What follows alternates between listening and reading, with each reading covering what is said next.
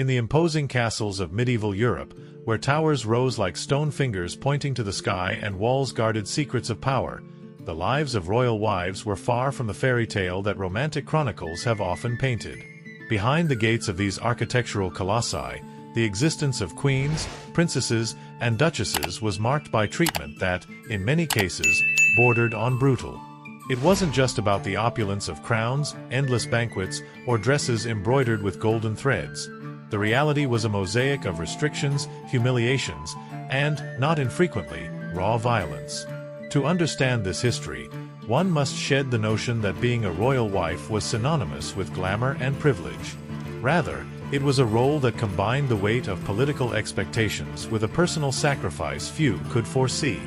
It was like signing a contract where the ink was your own freedom, and the price, often, your happiness. These women, despite their titles, lived in a world where their worth was measured by their ability to fulfill predefined roles, producing heirs, maintaining the crown's image, and, above all, not challenging the established order. Their lives were a delicate balance between required submission and the small acts of resistance they could afford, always under the watchful eyes of a court that forgave no mistakes. Each day was a dance on a tightrope, where a single misstep could mean ruin, exile, or even death. In this setting, queens not only had to survive but also project an image of strength and perfection, hiding the human cost of their role behind practiced smiles and carefully calculated gestures.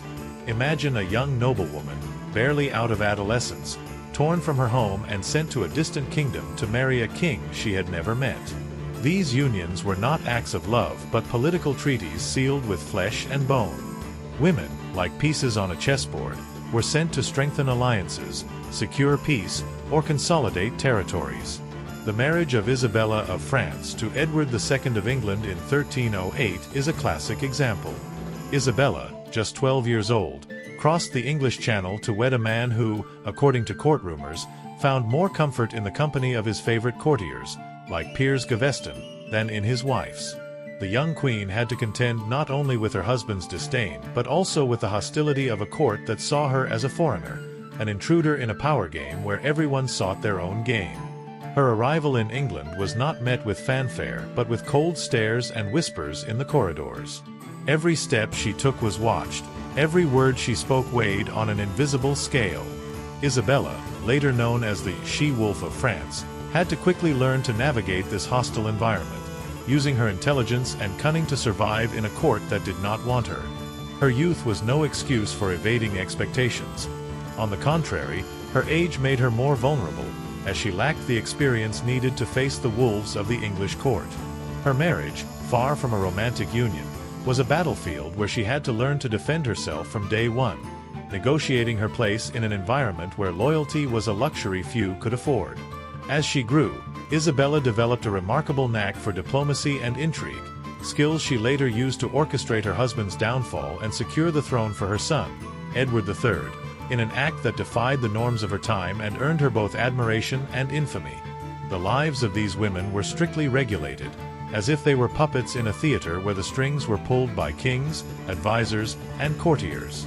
From the moment a noblewoman became a royal wife, her body ceased to be her own.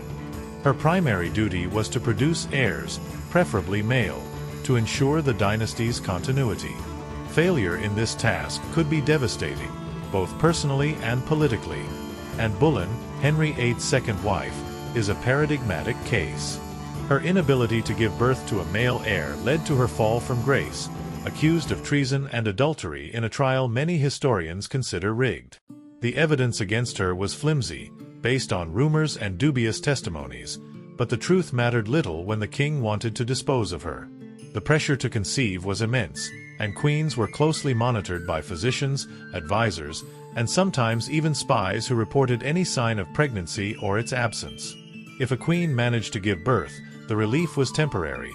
A weak child or a series of miscarriages could put her back on the tightrope. The court was a place where a failed pregnancy could be as dangerous as a conspiracy. Anne, for instance, suffered several miscarriages, each one a blow not only to her health but also to her position in the court, where enemies waited for any excuse to bring her down. The constant tension of having to prove her usefulness, led to a state of anxiety that, according to some sources, affected her mental and physical health, making her more vulnerable to court intrigues. Her enemies, like Thomas Cromwell, exploited her fragility to orchestrate her downfall, using accusations of adultery that, though improbable, were enough to justify her execution in 1536. The speed with which Anne went from a revered queen to a prisoner in the Tower of London is a reminder of how precarious a queen's position was, even when she seemed to be at the height of power. But control was not limited to fertility. Royal wives lived under constant scrutiny that bordered on paranoia. Every word, every gesture, every dress they wore was analyzed by a court eager for gossip and rivalries. In the court of Louis XIV of France, Queen Maria Theresa's ladies-in-waiting were required to report on her daily activities, from what she ate to whom she spoke with. This atmosphere of surveillance was not just a matter of protocol. It was a way to keep the queen in her place, reminding her that her power was borrowed, dependent on the will of the king or the nobles surrounding him. The lack of privacy was so extreme that, in some cases, the act of consummating the marriage was performed with witnesses in the room, a practice known as the ceremonial bedding. Imagine the humiliation: a young woman, surrounded by strangers, forced to fulfill a conjugal duty while nobles watched from the shadows, ensuring the marriage was valid. It was as if her intimacy was a state affair, and in a way, it was. In the Spanish court, for example, this practice was common, and queens like Elizabeth of Valois, wife of Philip II, had to endure this invasion of their privacy as part of their duty. Elizabeth, a mere 16 years old when she arrived in Spain, faced not only the pressure to adapt to a rigid and formal court but also the humiliation of these traditions that stripped queens of any sense of personal autonomy. Her life in the Spanish court was governed by strict protocol, where even her smallest movements, like how she sat during a banquet, were scrutinized by courtiers looking for any sign of weakness or disloyalty. Despite her youth, Elizabeth showed a remarkable ability to adapt, earning the affection of Philip II. But her life was marked by the constant pressure to meet the expectations of a court that saw her as a symbol rather than a person. Physical violence was also a reality for many royal wives, though historical accounts often soften these episodes to avoid tarnishing the image of kings. There is evidence that some queens suffered direct abuse at the hands of their husbands. Charlotte of Mecklenburg-Strelitz, wife of George III of England, experienced extreme tension when the king, afflicted by what is now believed to be porphyria, lost control and subjected her to outbursts of rage. These episodes were not just a personal issue. They affected the dynamics of the court, where courtiers had to choose between supporting the queen or remaining loyal to the king, even in his moments of instability. Charlotte, known for her patience and devotion, had to handle these situations with a dignity that concealed the fear and uncertainty she surely felt. Her role as queen required her to maintain calm in public, even when her husband, in his most severe episodes, could become unpredictable and violent. In other cases, the violence was more subtle but no less destructive. Catherine of Aragon, Henry VIII's first wife, was relegated to internal exile after her divorce, living in increasingly precarious conditions while her daughter, Mary, was separated from her. This type of psychological punishment, disguised as a political decision, was a way to break the spirit of a queen who was no longer useful. Catherine, known for her devotion and strength, wrote heartrending letters defending her position as the rightful queen, but her pleas fell on deaf ears. Her life became a slow decline, trapped in a damp and cold castle, far from the court that had once acclaimed her. Her final years were marked by illness and isolation, a cruel reminder of how a queen could be discarded when she ceased to be useful. Her letters, full of dignity and pain, reveal a woman who clung to her faith and identity until the end, even when everything seemed against her. Isolation was another powerful weapon, especially for foreign queens. Anne of Austria, mother of Louis XIV, arrived in France from Spain without speaking French fluently. Surrounded by hostile courtiers and without trusted allies, she depended on her wits to survive. She was accused of treason for corresponding with her family in Spain, a practice that was nothing more than a desperate attempt to maintain a connection to her past. The distrust of foreign queens was almost universal. They were seen as potential spies, agents of their home kingdoms, which put them in a vulnerable position. In some cases, like that of Marie Antoinette, this perception fueled tragedies. The French queen, of Austrian origin, was vilified by a court that never fully accepted her, and her image was destroyed by libels accusing her of everything from extravagance to treason. Pamphlets of the time portrayed her as a frivolous spendthrift, squandering fortunes on dresses while the people starved, though France's financial problems were the result of decades of mismanagement, not her whims. Marie Antoinette, with her taste for fashion and parties, became an easy target for revolutionaries, who dubbed her Madame Deficit and blamed her for the people's hardships. In reality, her personal expenses were a fraction of the royal budget, but the narrative of her supposed extravagance was too useful for her enemies, who used it to justify her eventual execution. Her life at Versailles, though filled with luxuries, was marked by profound loneliness. Her attempts to form genuine friendships were thwarted by the court's distrust, and her letters to her family in Austria reveal a woman who longed for a home that no longer existed. Her execution in 1793, after a trial filled with sensationalist accusations, was the culmination of a campaign of defamation that turned her into a symbol of everything the French people despised. And if you want to learn more about this topic, I've included a book in the description that dives deeper. Life at court was not just a game of intrigues. It was a battlefield where royal wives had to navigate with extreme care. A single misstep could mean ruin. Take the case of Joanna of Castile, known as Joanna the Mad. Though modern historians question the narrative of her supposed madness, the truth is that her husband, Philip the Handsome, and later her own father, Ferdinand of Aragon, manipulated her to keep her from power. After Philip's death, Joanna was confined in Tordesillas, where she spent decades under house arrest, stripped of her rights as queen. Her story is a reminder of how the patriarchal system of the time could turn a powerful woman into a prisoner within her own kingdom. Accounts from the period describe how Joanna, in her grief, clung to her husband's corpse, refusing to accept his death. But beyond the sensationalism, what these accounts obscure is the context. A woman stripped of her authority, betrayed by those she trusted, and locked away to prevent her from claiming her throne. Her confinement was not just physical. It was a way to erase her from history, reducing her to a tragic figure rather than a queen with legitimate rights. The guards who watched her in Tordesillas had strict orders to limit her contact with the outside world, and her letters were intercepted to prevent her from seeking allies. This systematic isolation not only broke her spirit but also ensured that her legacy was defined by her enemies. The few times Joanna tried to communicate with the outside world, her messages were censored or destroyed, leaving posterity with a distorted image of a queen who, in reality, was a victim of a system that feared her power. Her story, though tragic, is also a testament to the silent resistance of a woman who, despite her chains, never renounced her identity as queen. Royal marriage also meant a total surrender of personal autonomy. Queens could not choose their ladies-in-waiting, their schedules, or even their hobbies without the approval of the king or his advisors. In the court of Versailles, Marie Antoinette tried to escape this rigidity by organizing private gatherings at the Petit Trianon, a refuge where she could be herself, away from the court's critical eyes. But even these attempts at freedom were criticized as frivolous or inappropriate. The irony is that while queens were expected to be symbols of virtue and devotion, any attempt to assert their individuality was seen as rebellion. This double standard was exhausting. They had to be perfect but never too visible, influential but never dominant. Marie Antoinette, for instance, was criticized both for her spending on fashion and for her attempts to live a simpler life at the Petit Trianon. There was no way to win in this game.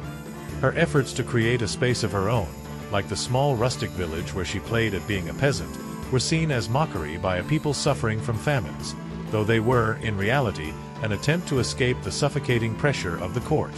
The parties she organized, though modest compared to the extravaganzas of other nobles, were exaggerated by revolutionary pamphlets, which painted her as a queen indifferent to her people's needs. Her letters to her friends reveal a woman desperately seeking moments of joy in an environment that stifled her, but these moments were twisted to fuel the narrative of her supposed frivolity. Her love for theater, for example, was seen as an irresponsible distraction, though it was one of the few ways she could express her creativity in a setting that constantly limited her. If you're enjoying this narrative and want to keep exploring fascinating stories like this, don't forget to subscribe to the YouTube channel for more historical content with a touch of humor. The food, clothing, and even hobbies of queens were designed to reinforce their role as extensions of the king. The dresses of queens were not just a matter of fashion, they were a political statement. An overly extravagant outfit could be interpreted as an attempt to overshadow the king, while one too simple could be seen as disrespectful to the crown.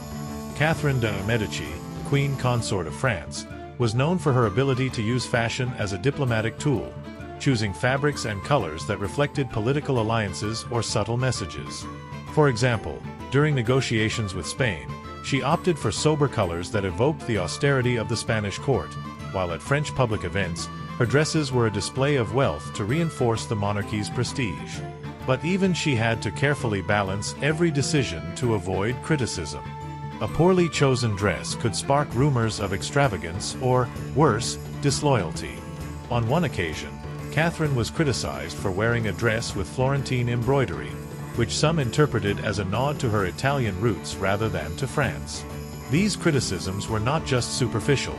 They were a way to question her loyalty and place in the court, reminding her that, as a foreigner, she would always be under suspicion. Her ability to handle these criticisms, however, was remarkable. Catherine used fashion not only as a tool for image but also as a way to communicate with other courts, sending subtle messages through the colors and designs she chose. Her clothing choices were carefully planned, often in consultation with her advisors, to ensure that each public appearance strengthened her position without sparking unnecessary controversies. The education of royal wives was also a double-edged sword.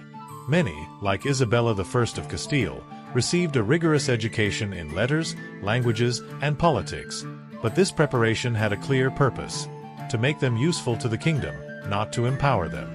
Isabella, for example, was educated in her father's court, where she learned to read Latin, study history, and understand the complexities of diplomacy. This education enabled her to become one of the most influential monarchs of her time, but it also placed her in a difficult position.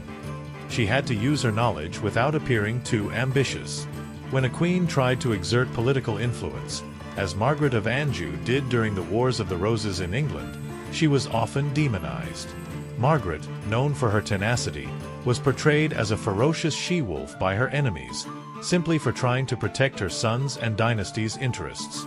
Her leadership in the Lancastrian cause made her a feared figure, but also an easy target for propaganda. She organized armies, negotiated alliances, and fought to the end for her cause, proving that queens could be as cunning and brave as any king. However, her defeat and exile made it clear that the system was not designed to allow a queen to take control without paying a steep price.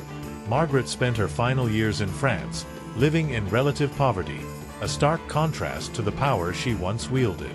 Her story is a reminder of how a queen's courage could be punished with the same ferocity as disobedience. Her letters, full of determination and pain, reveal a woman who never gave up on her cause, even when all seemed lost. Religion also played a crucial role in the lives of royal wives, especially in a Europe divided by the Reformation and Counter-Reformation. Catholic queens in Protestant courts, or vice versa, faced additional scrutiny. Mary, Queen of Scots, for example, was viewed with suspicion in England for her Catholicism, which fueled conspiracies against her. Her life, filled with intrigue and betrayals, ended with her execution in 1587, ordered by her cousin, Elizabeth I. Mary had been a charismatic queen, but her faith made her a threat in a country where Protestantism was on the rise. Every mass she attended, every priest she spoke with, could be interpreted as an act of disloyalty. In a particularly dramatic episode, Mary was accused of participating in the Babington Plot, a conspiracy to assassinate Elizabeth I and take the English throne. Though the evidence was controversial, her fate was sealed. This type of religious conflict not only endangered the lives of queens but also limited their ability to form alliances within the court. Mary, for instance, tried to cultivate allies among English Catholic nobles, but these connections only increased suspicions against her, making her position even more precarious. Her execution, after nearly 2 decades of captivity, was a defining moment in England's history, but also a reminder of how religion could be weaponized against queens. Her final letter, written hours before her death, is a testament to her faith and dignity, a farewell from a queen who, despite her chains, kept her spirit intact until the end. The brutal treatment did not always come from husbands or courtiers. Sometimes, it came from the people themselves. Queens were perfect scapegoats in times of crisis. When harvests failed, wars dragged on, or the treasury ran dry, it was easy to blame the queen, especially if she was foreign. Marie Antoinette, again, is the most tragic example. During the French Revolution, she was accused of squandering the national treasury, though France's financial problems were the result of decades of mismanagement and costly wars. Her nickname, Madame Deficit, was unfair but reflected how easily a queen could become the target of public anger. Pamphlets of the time caricatured her as an indifferent queen, eating cakes while the people starved, an image that, though false, became etched in the collective memory. In reality, Marie Antoinette spent less on luxuries than attributed to her, and her efforts to reform the court were ignored by a society that had already condemned her. Her execution in 1793, after a trial filled with exaggerated accusations, was the culmination of a campaign of defamation that began long before the Revolution. The revolutionaries even accused her of improbable crimes, like incest, in an effort to dehumanize her and justify her death.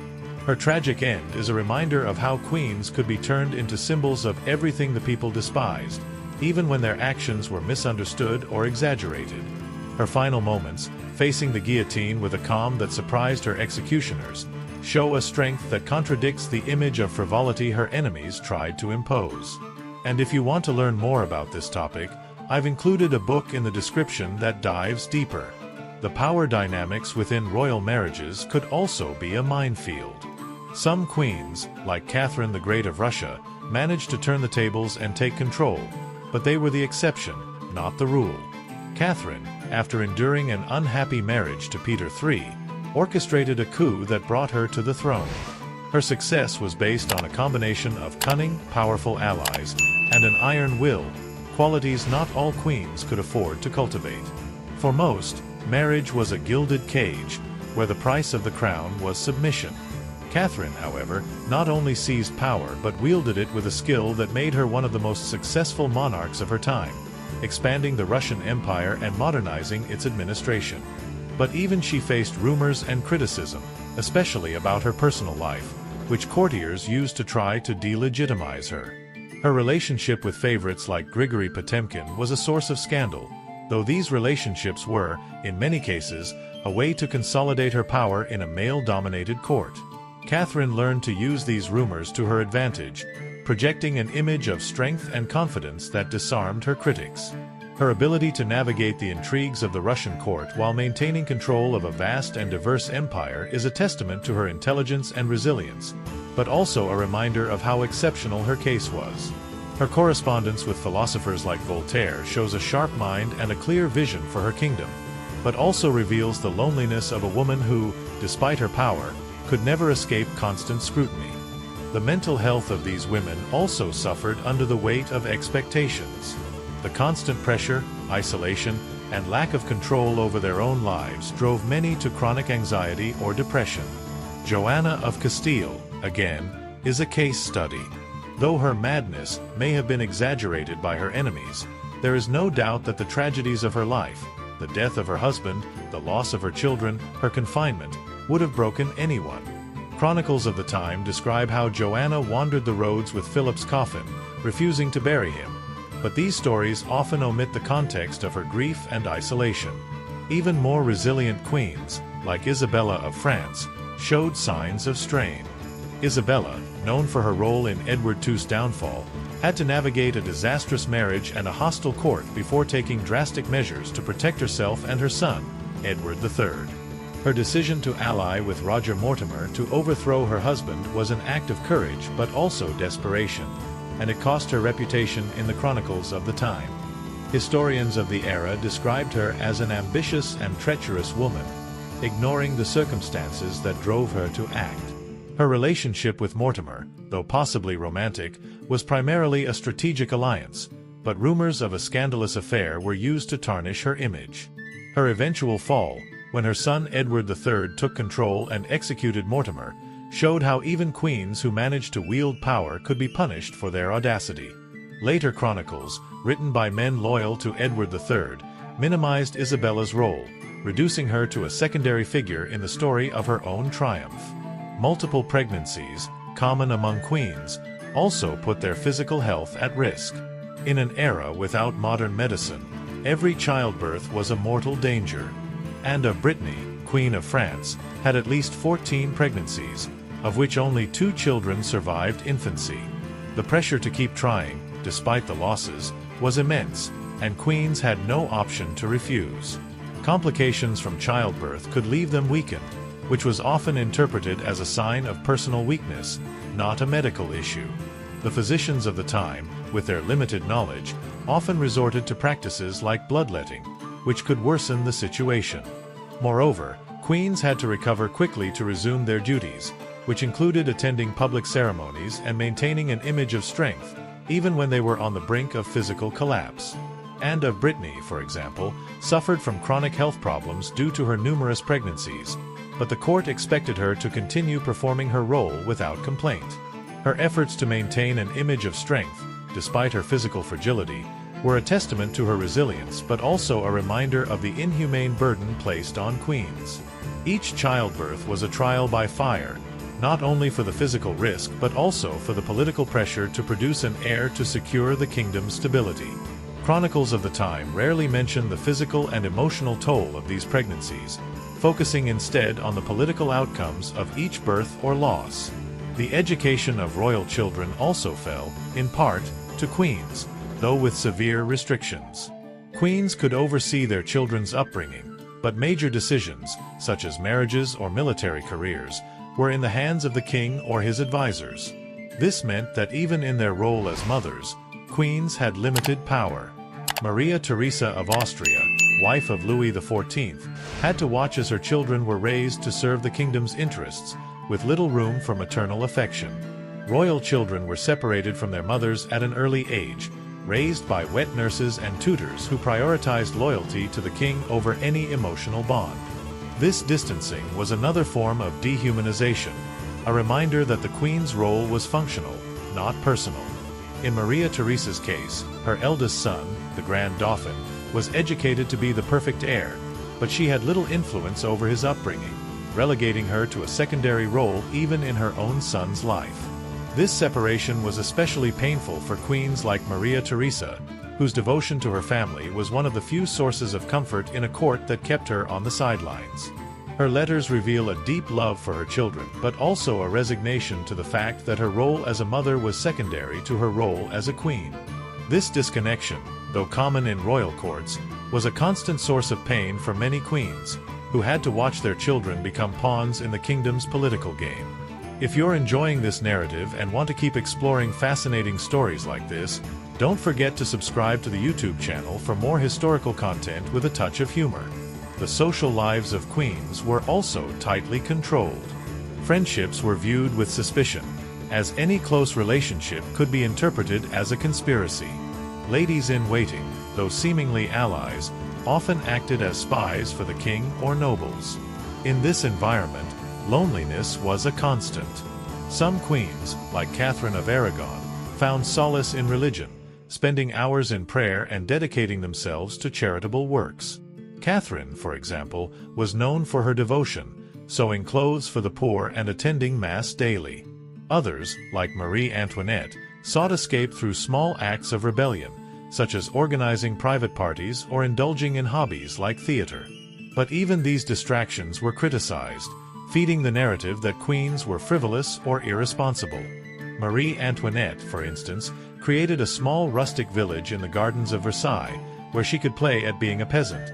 But this fantasy was seen as an insult by a people suffering from famines. What for her was an escape, for others was proof of her disconnection from reality. Her attempts to find joy in an oppressive environment were misunderstood, and every decision, no matter how small, was used against her. Her letters to her friends reveal a woman desperately seeking moments of joy, but trapped in a system that punished any show of individuality. Her love for music and art, though shared by many nobles of the time, was seen as an extravagance that reinforced her image as a frivolous queen. The impact of these restrictions was not limited to daily life. It also shaped the historical perception of these women. Many queens were portrayed by chroniclers of the time as villains or tragic figures, depending on the political interests of the moment. And Boleyn, for example, was described as a manipulative seductress by her detractors, while Catherine of Aragon was idealized as a martyr. These narratives, often exaggerated, have influenced how we remember them today. History, written mostly by men, rarely captured the complexity of their lives, reducing them to stereotypes. The virtuous queen, the treacherous queen, the mad queen. However, by examining their stories in more detail, we discover women who, despite the limitations, found ways to exert influence, whether through diplomacy, culture, or, in some cases, open rebellion. And Boleyn, for instance, influenced the English Reformation by introducing Protestant ideas to the court, though her role in this process is often minimized in favor of the narrative of her fall. Her interest in religious literature and her support for reformist figures like Thomas Cranmer had a lasting impact, though she is rarely recognized for it. Her execution, witnessed by a crowd at the Tower of London, was a spectacle designed to erase her influence, but her legacy endured in her daughter, Elizabeth I, who became one of the most iconic queens in history. The irony is that Anne, vilified in her time, gave birth to a queen who would transform England, proving that the impact of these women could transcend the limitations of their era. Despite these challenges, some royal wives managed to leave an indelible mark. Isabella I of Castile, for example, was not only a queen consort but also assumed the throne in her own right and transformed Spain into a world power. Her marriage to Ferdinand of Aragon was a strategic alliance, but also a complex relationship where both struggled to maintain a balance of power. Isabella proved that a queen could be more than an ornament, but her success required an unyielding will and exceptional political talent. She was one of the few who managed to navigate the patriarchal system and emerge victorious, negotiating treaties, financing expeditions like that of Christopher Columbus, and unifying a divided kingdom. However, even she faced criticism for her firmness, which some considered unfeminine. Her decision to personally lead armies during the Reconquista was seen as bold but also as a challenge to the gender norms of the time. Isabella, aware of these criticisms, used her image as a pious queen to counter them, presenting herself as a protective mother of her people. Her speeches, filled with religious fervor and patriotism, were carefully crafted to inspire loyalty and disarm her critics, demonstrating that even in a male-dominated world, a queen could find ways to wield power. Her legacy, which includes the unification of Spain and the start of the Age of Exploration, is a testament to her vision and determination, but also to the constant struggle against the limitations imposed by her gender. Another lesser-known aspect is the role of queens as cultural patrons. Though their political power was limited, many found in the arts a way to exert influence.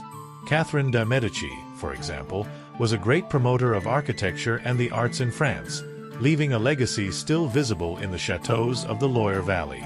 She organized ballet performances and festivals that not only entertained the court but also served as diplomatic tools to strengthen alliances. However, even this role was restricted.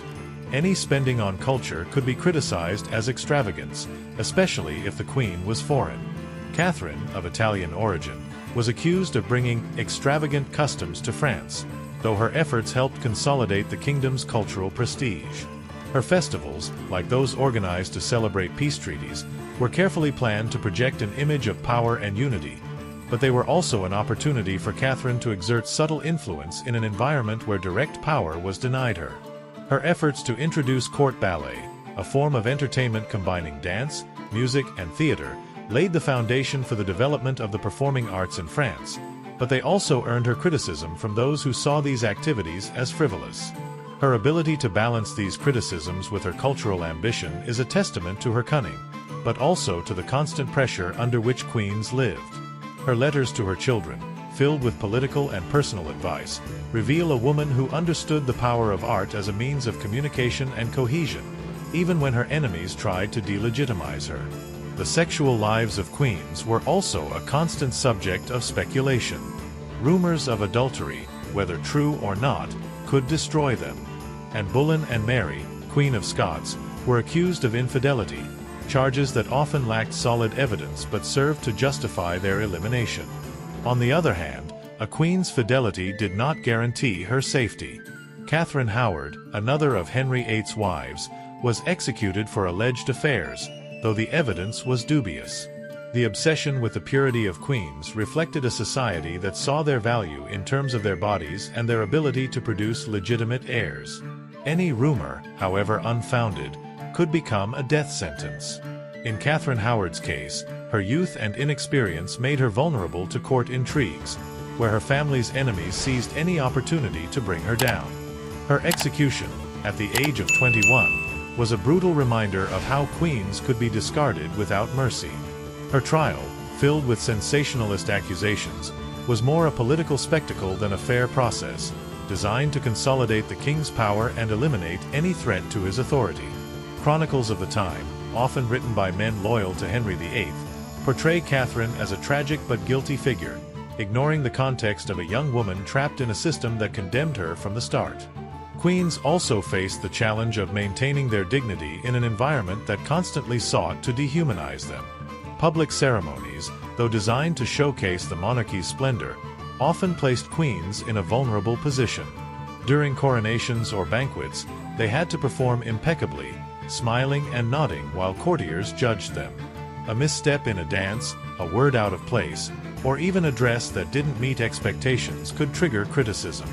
In Henry VIII's court, for example, queens had to compete with the king's mistresses, like Jane Seymour or Catherine Parr, who often received more attention than the legitimate queen. This competition was not only humiliating but also a constant reminder of their precarious position. Jane Seymour, for instance, solidified her position by giving birth to a male heir, Edward VI, but even she lived under the shadow of instability, aware that her value depended on meeting the king's expectations. Her death shortly after childbirth, though tragic, spared her from facing the same instability as her predecessors. Her image as the perfect queen was carefully crafted by the court, but it obscures the fact that, like all queens, she lived under the constant pressure of meeting an impossible standard. Her legacy, though centered on her son, was also a product of the carefully curated image the court created after her death, an image that minimized her humanity in favor of a political ideal. The role of queens as mothers was also fraught with contradictions. On one hand, they were expected to produce heirs. On the other, they had little control over their children's upbringing. Princes and princesses were educated by tutors and advisors who prioritized the kingdom's interests over the mother's wishes.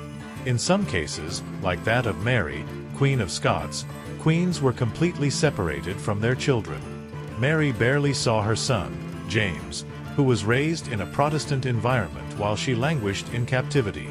This separation was another reminder that queens were, above all, instruments of the state, not individuals with their own rights. Mary wrote heartrending letters to her son, trying to maintain a bond with him, but these were intercepted or ignored by the regents controlling his education. Her pain as a mother, though deeply personal, was irrelevant to a court that saw her son as a key tool in the kingdom's political game. Her relationship with James, which never had the chance to fully develop, is a tragic example of how queens were stripped of even their most personal roles. Queens also had to contend with the expectation of being symbols of virtue and morality, a standard that was nearly impossible to meet. Any deviation, real or perceived, could be used against them. Eleanor of Aquitaine, one of the most fascinating figures of the Middle Ages, was criticized for her love life and political influence, despite being one of the most cultured and powerful women of her time. Married first to Louis VII of France and then to Henry II of England, Eleanor defied the norms of her era by actively participating in politics and leading crusades. However, her audacity earned her enemies who accused her of everything from adultery to conspiracy. Her imprisonment by her husband Henry II, after supporting a rebellion by her sons, was a punishment for both her ambition and her refusal to conform to the passive role expected of a queen. Eleanor, however, survived her captivity and continued to influence English politics even in her old age, demonstrating a resilience few could match.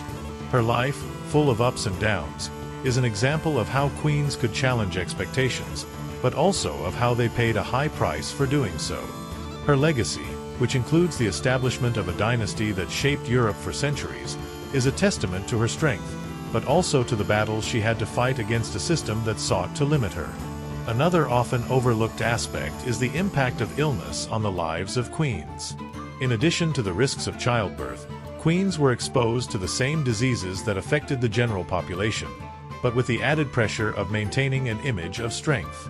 Plague, smallpox, and other diseases were common, and queens were not exempt.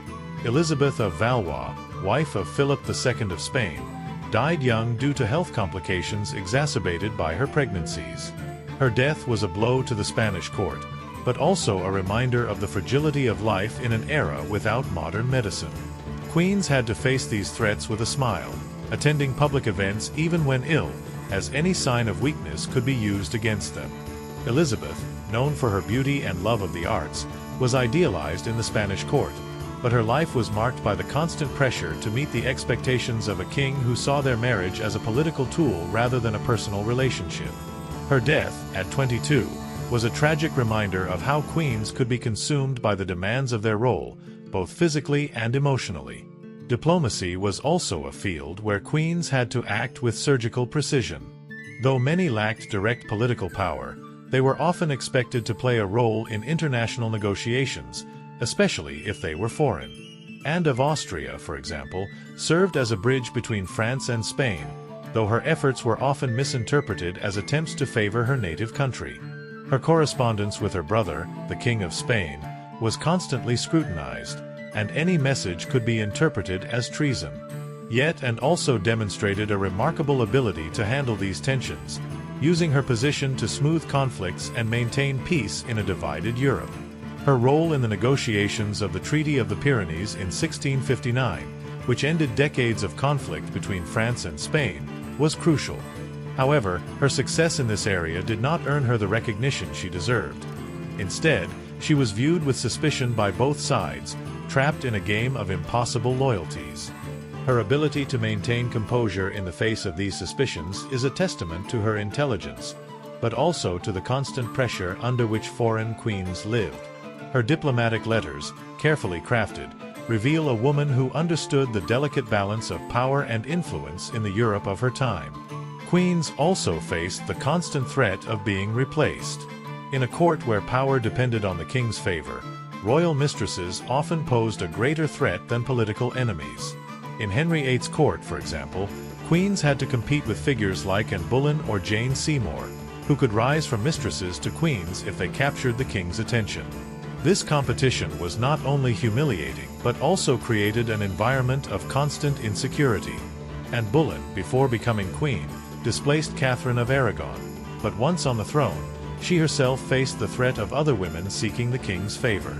This dynamic of replacement was a way to keep queens in a state of perpetual vulnerability, reminding them that their position depended on the capricious will of their husband.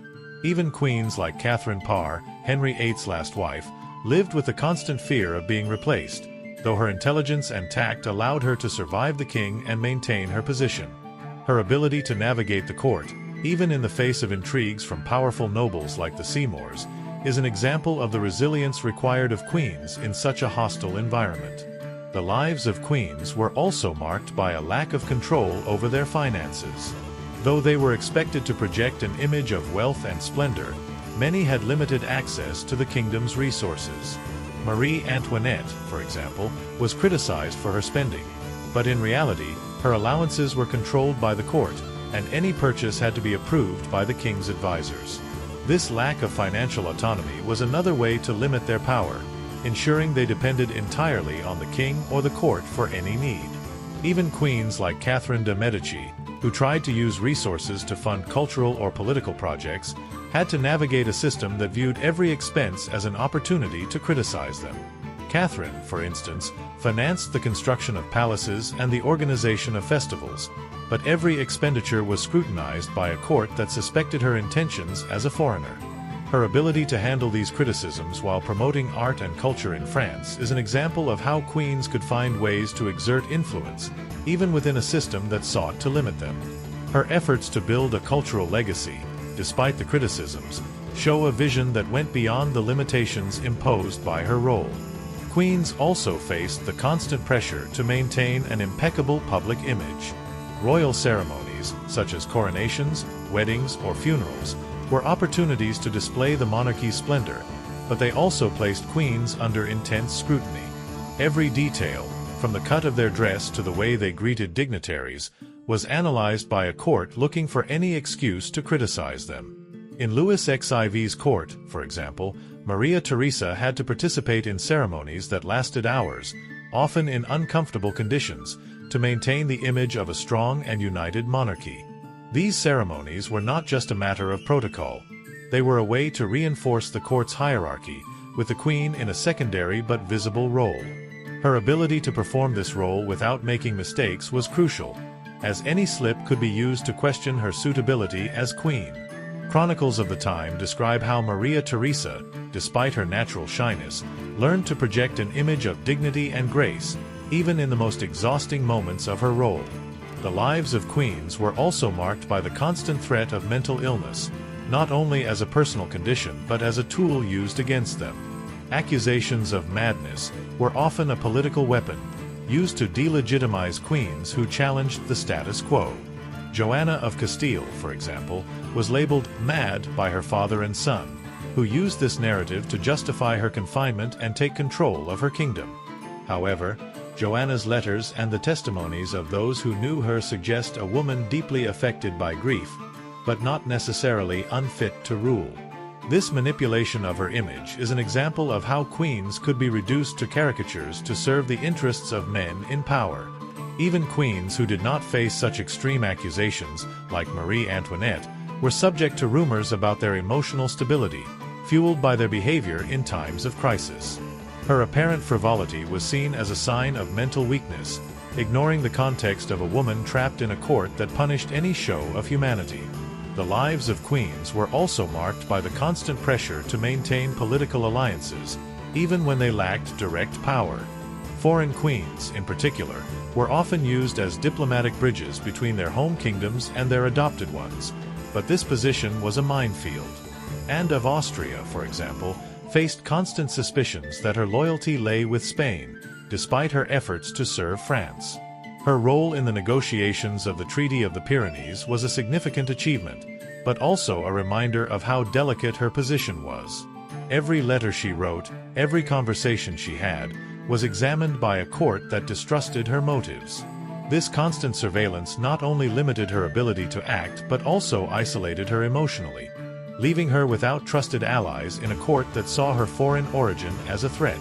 Her ability to navigate these tensions, while maintaining the appearance of loyalty to France, is a testament to her intelligence and resilience, but also to the emotional burden carried by foreign queens. In conclusion, the lives of royal wives were a precarious balance between duty and survival. Behind the castle gates, these women faced a world of restrictions, violence, and impossible expectations. Yet many of them found ways to resist, whether through cunning, diplomacy, or small acts of rebellion. Their stories, though often tragic, are a testament to their resilience in the face of a system designed to limit them. By exploring these lives, we not only better understand the past but also recognize the strength of those who, despite everything, left their mark on history. Queens were not just decorative figures. They were women who, in the shadows of castles, fought for their place in a world that rarely gave them the credit they deserved. Their legacies, though often distorted by the chronicles of their enemies, continue to inspire those who seek to understand the complexity of history and the strength of the women who shaped it.